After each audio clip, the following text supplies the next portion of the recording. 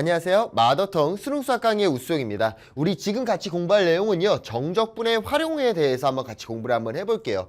정적분의 활용이라는 건 사실 그러니까 우리가 앞에서 뭐 수열이라든지 뭐 함수라든지 이런 극한 부분을 배운다던가 아니면 뭐 삼각함수의 활용이라던가 이런 파트를 다뤘을 때는 사실상 어떤 느낌이 강하냐면 그냥 새로운 형태다.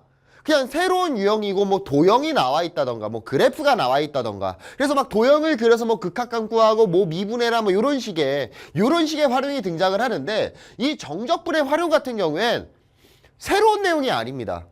그러니까 뭐냐면 도형 그래프가 나올 수도 있지만 도형 그래프가 나오는 것도 나오는 거지만 가조건 나조건 조금씩 조건을 까다롭게 주면서 우리를 해석하기 어렵게 하는 형태다라고 생각을 하시면 될 것 같아요. 그래서 기본적으로 이 정적분의 활용 파트는 뭐 당연히 내신 준비하면은 뭐 넓이 구하고 이런 형태 나오겠죠. 하지만 수능에 대한 이 정적분의 활용 같은 경우에는 기본적으로 난이도가 높아요. 기본적으로 난이도가 높고 공식만을 외워서는 절대로 풀 수 없는 구조입니다. 그래서 여러분들이 이 정적분의 활용이라고 쫙 나와 있고 1번, 2번 나와 있잖아요. 뭐 2차 함수의 정적분 해가지고 공식화가 하나 나와 있어. 마이너스 6분의 A 베타 마이너스 알파의 3승이다. 뭐가 2차 함수를 적분을 했을 때 정적분을 때렸을 때 공식이 나와 있는데 요거 공식 암기하지 마세요. 암기하면 좋아. 암기하면 당연히 좋겠죠. 내신 준비하는 분들은요. 암기하고 들어가세요. 왜? 내신은 시간 싸움이잖아. 그래서 특히나 이 정적분 같은 경우에 분수 계산 나오면 많이 힘들죠. 내신을 준비하는 분들은요. 암기하세요. 확실히 빨리 풀고 확실히 도움이 될 겁니다. 그러나 수능을 준비하는 분들이 요 정도를 암기를 막 진짜 일부러 암기하면 당연히 좋아요. 막 일부러 시간을 내서 영어 단어 외우듯이 얘는 마이너스 6분의 A 베타 이렇게까지 시간 투자할 필요는 없을 것 같아요. 가장 중요한 거는 정적분의 활용은 기본적으로 난이도가 높습니다. 수능에 나온다라면. 그렇다는 소리는 뭐야? 2차 함수로 나오면 나오겠지만 그 2차 함수가 크게 중요한 형태는 아니라는 거예요. 우리가 정적분의 활용에서 여러분들이 받아들이면 좋은 건 뭐냐면 얘예요. 평행이동의 정적분이야. 뭐냐면 지금 x가 a에서 b까지 인테그랄 a에서 b까지 fx dx라는 녀석을 쫙 이렇게 나타내 있어. 보입니까? 결과적으로 이 정적분의 구간 a랑 b는 뭐가 되는 거야?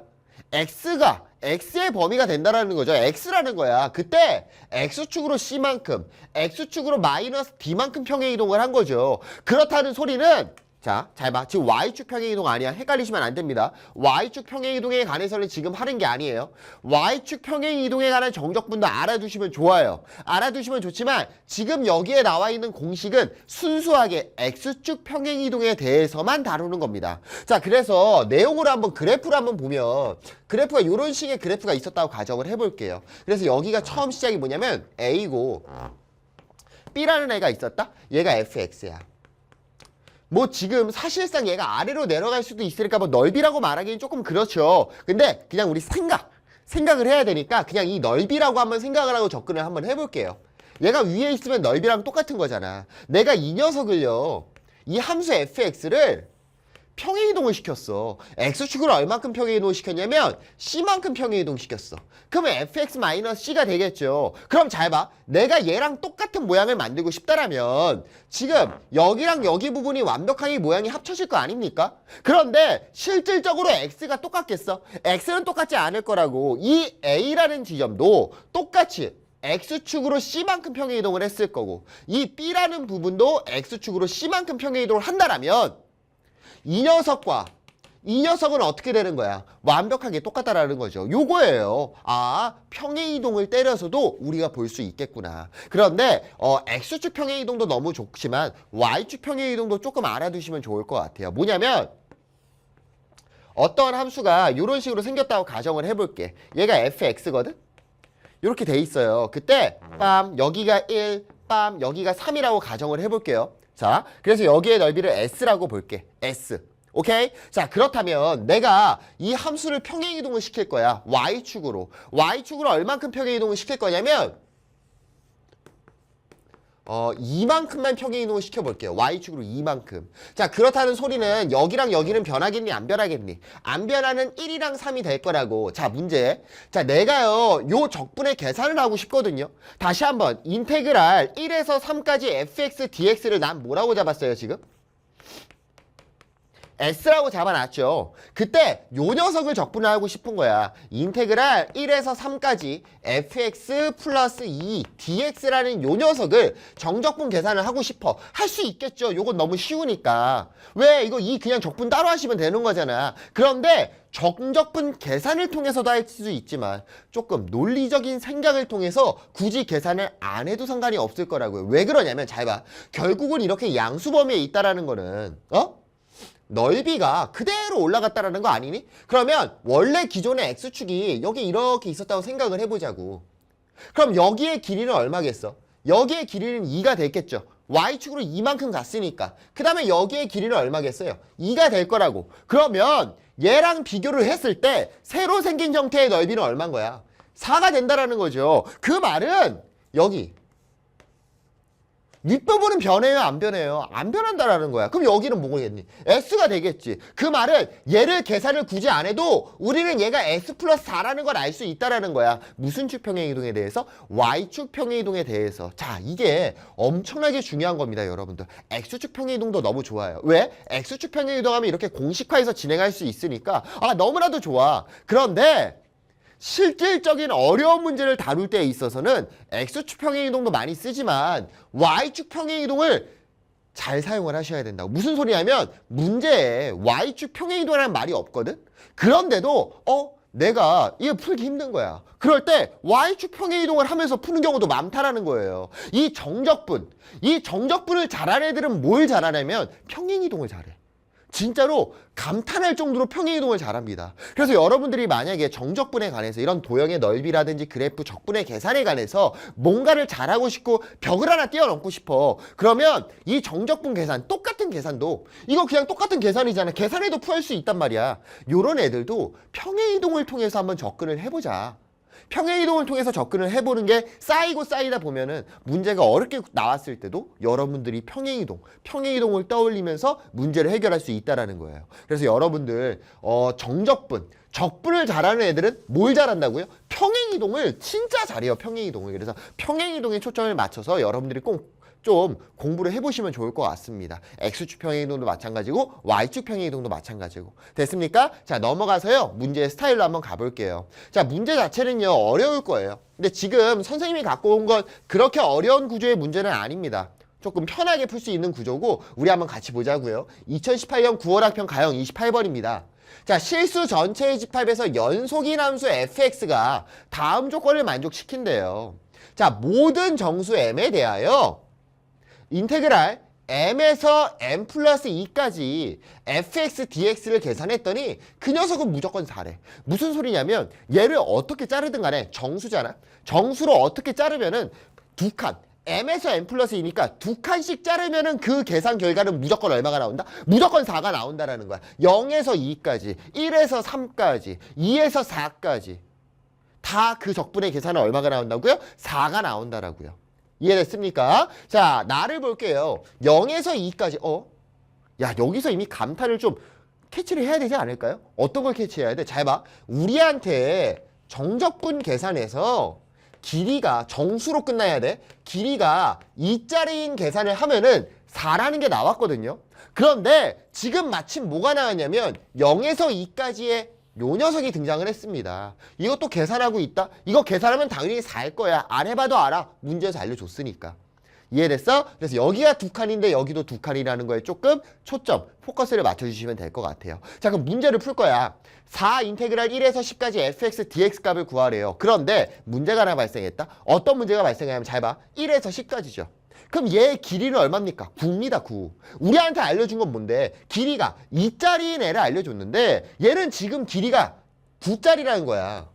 길이 9로는 우리가 문제를 풀 수 있어? 문제를 풀 수 없어요. 얘를 짝수, 길이가 2니까 짝수의 길이가 돼야만 우리가 이 녀석을 정확하게 사용을 할 수 있다라는 거야. 아, 선생님 그럼 저는요 1, 3, 3, 5, 5, 7, 7, 9 마지막에만 9에서 10으로 할게요.